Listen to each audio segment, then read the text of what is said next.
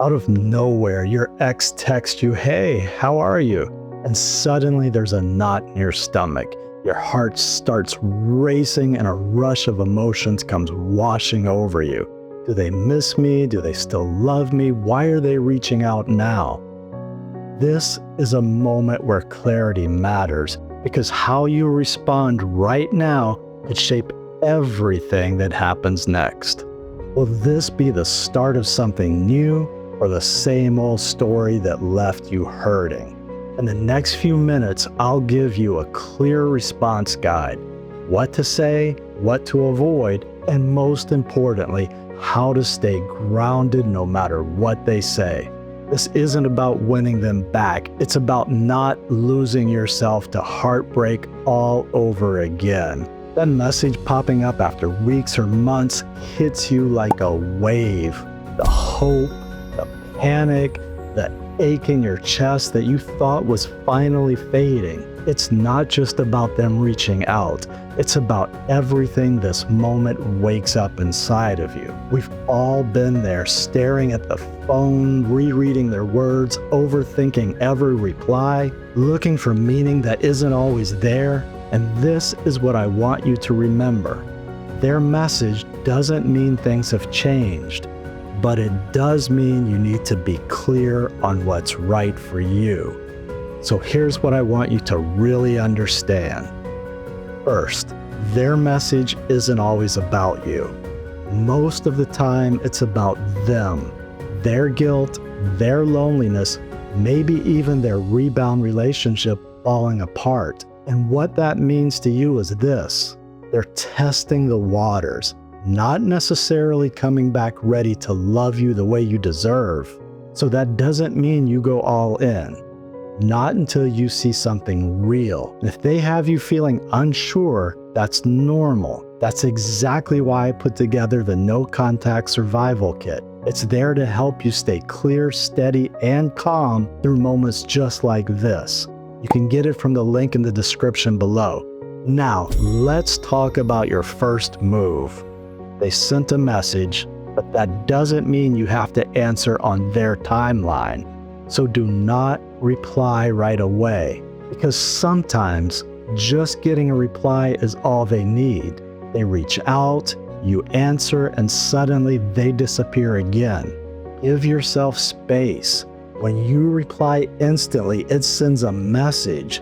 It says you've been waiting. It puts them back in control of the moment, and it reinforces the idea that no matter what they do or how they treat you, you'll always be right there waiting. That's why you pause, breathe, and think. And whatever you do, avoid sending an emotional text like, "Hey, I've missed you so much." That kind of message comes from the heart, but it often lands you in the wrong story. I know how it feels to want this connection again, to feel like things could go back to how they were. But at this moment, you have to let your head and your heart come together. Because when you reply without thinking, without clarity, you end up right back in the same pain and hurt you had before. Instead, look for depth. Are they sharing real things? Specific memories? Are they actually accountable for what they've done? Or is it just a check-in, just enough to see if you're still there? And if you do reply, keep it calm, keep it grounded, keep it simple. Try this. "Hey, it's good to hear from you. I've been keeping busy." That kind of reply sends a clear message. You're doing well, and you're not here to carry the weight of reconnection all by yourself.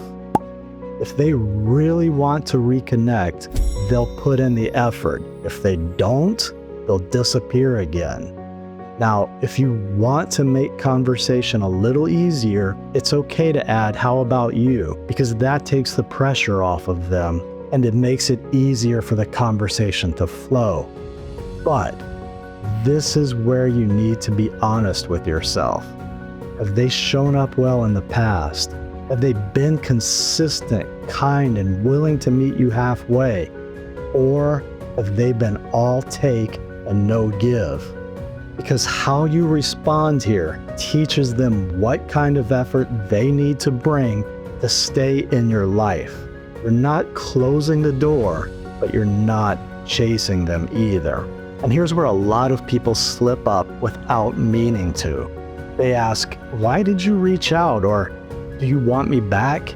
But this moment isn't about getting answers from them. It's about watching what they do next. Let them lead that conversation if they're serious. Now, what if they push? Like, can we talk? Or, I messed up, I missed you. This is where you stay steady. You don't jump back in with both feet. You test it. You say, maybe. Depends on what's on your mind. Because if they're serious, they'll meet you there. And if they're not, they'll drift away like they always do.